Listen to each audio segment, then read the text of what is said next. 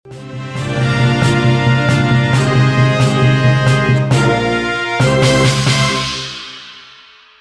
Triherdiani, seorang pendamping sosial program Keluarga Harapan (PKH) di Kecamatan Pagelaran, Kabupaten Malang ditahan oleh jajaran Polres Malang. Penny menjadi tersangka kasus korupsi penyaluran dana bantuan PKH senilai Rp450 juta. Kini dia terancam hukuman penjara seumur hidup.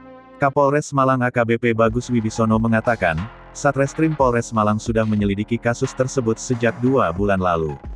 Penny kemudian ditetapkan sebagai tersangka pada tanggal 2 Agustus tahun 2021.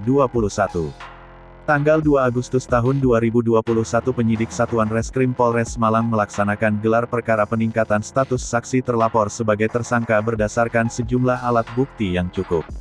Untuk selanjutnya kemudian tersangka ditahan di Rutan Polres Malang, kata Bagus dalam rilis di Mapolres Malang, Minggu, tanggal 8 Agustus tahun 2021.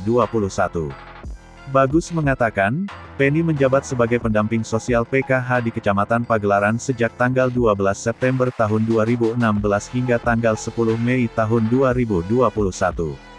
Sementara, kasus korupsi yang menjeratnya berlangsung mulai tahun anggaran 2017 hingga 2020. Penny melakukan tindak pidana korupsi itu dengan menyalahgunakan Kartu Keluarga Sejahtera KKS milik 37 keluarga penerima manfaat KPM. Penyalahgunaan itu terdiri dari berbagai motif.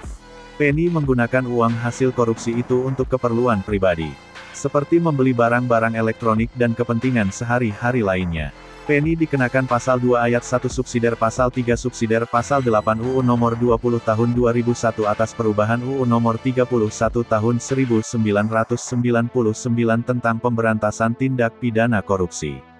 Ancaman pidana paling tinggi atas pelaku adalah hukuman penjara seumur hidup.